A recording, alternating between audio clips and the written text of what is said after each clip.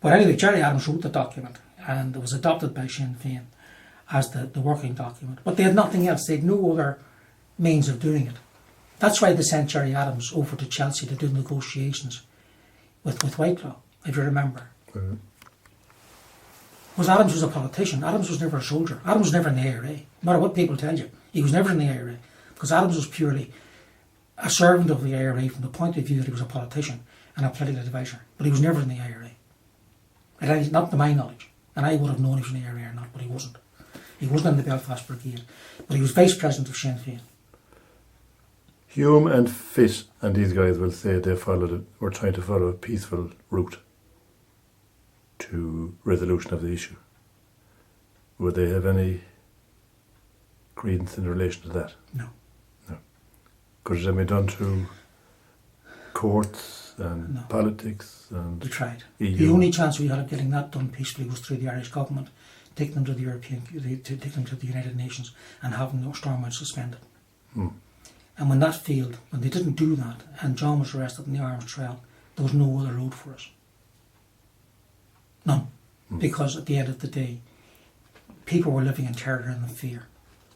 And John Hume and Gerry Fitt and Paddy Devlin and Paddy O'Hanlon and these guys and O'Grady talking about unifying the people. I can tell you now, the people in the Fall Group weren't worried too much about like unifying the people of the Shankill Road who had burnt them out of their homes. Didn't make any sense to the people at those stages. And it didn't make any sense until Gerry Adams took over leadership of Sinn Féin in 1985. And the Armalite in the ballot box started. And then they got into a mood of creating a political strategy. And when they had the political strategy, what happened? The SDLP fell to the ground. Because Sinn Féin had the proper philosophy that the people were prepared to support and follow. Even John followed it and became an MLA. I followed it. And we still follow it and we still support it. Would Sinn Féin be a very disciplined organisation? They have disciplined organisations to the extent that they would be no more disciplined than Fianna Fáil were in their heyday. To the extent that people are allowed to express their opinions and give their opinions, but once the decision is taken by the Arcáile, the position is taken and you're following behind it. That's the bottom line of it. It always was. You're never coerced. Are they disciplined at election time? Yes. There are rumours that they are very disciplined at election time. Very disciplined. But if you look back at Neil Blaney's discipline for Fianna Fáil in the 50s and 60s and 70s, you see discipline working there. And it's based on Neil Blaney's operations in Donegal that a lot of what's happening, if you look at the Donegal constituency and Paddy McLaughlin and Doherty and those fellas, you know, that was the Blaney machine copied. And that Blaney machine is festered through the city. Now, there are certain people, there are certain people within the Sinn Féin movement at the moment that I really wouldn't have much respect for them on a personal level, because I would have known them, but I would have known them in relation to the 50s, and I would have had questions to ask about them. Could you tell if Sinn Féin candidate or his lobbyist at the door that you wouldn't vote for them? Yes. I would imagine you could. And sleep well? Yes. That's your conscious decision. Like, if a Fianna Fáil man came to me now and told me to get lost, I wouldn't vote for him. And I've already done it. I told them at the last general, at the local elections, and I told them at the general elections that I wouldn't vote for them. Yeah. And I was a member, at one stage, I would have been a member of Fianna Fáil, and at one stage I would have been in Fianna Fáil trying to encourage a peace movement. Like, I remember sitting in the Dáil bar with Brian Lenihan one day and saying to Brian, we need to get Adams in. This Charlie was the Taoiseach at the time. If you don't get Adams in, you're not going to get a settlement. What you're doing is wrong. You can't ignore them. What you've got to do is bring them in. That was in the early 80s. So you admire Gerry Adams and Martin McGuinness. What they've done. They've done a lot now. I do admire them. Yeah. No, personally, I don't like Gerry Adams. That's on a personal level. That's only a personal thing. That has to do with things. But when you look at the strategy they've involved in and what they've done and how they've driven the thing forward, I'll just say this to you.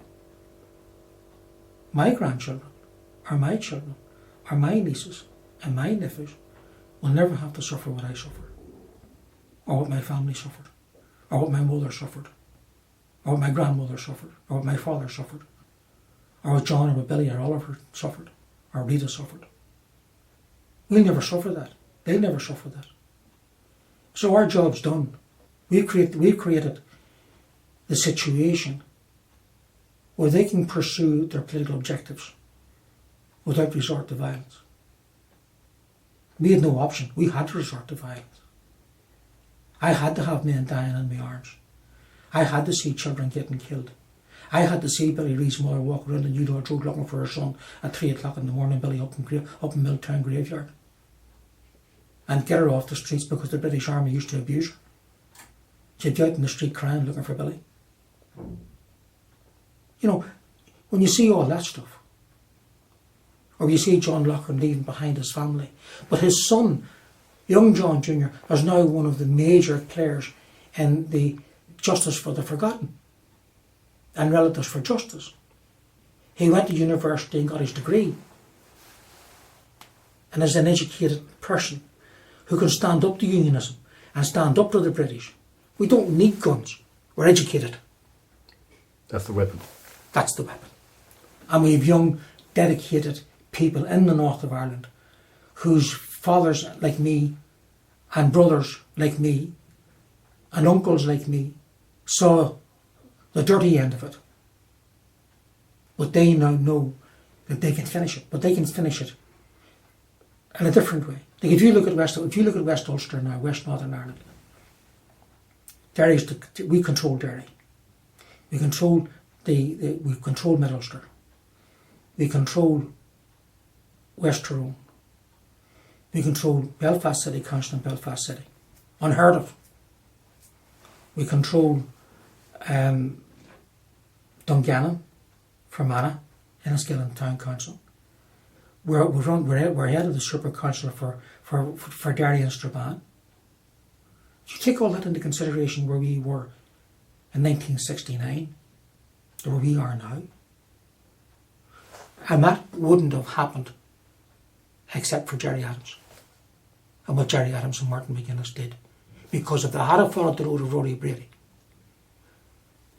all those deaths, all those 3,000 people that died, and all those 1,200 volunteers that died, that won't come home to the Christmas table, would have been in vain. That's not in vain now. What's the end game? The end game is to bring into a proper socialist, democratic republic where people will have equal opportunity and equal rights to live in peace and to live with their own ambitions. I have no objections, as you know yourself, Oliver. I tried to build businesses and tried to think, because one thing Michael Smurford said to me before we won the stage was that the only contribution he can make to Ireland is by creating jobs.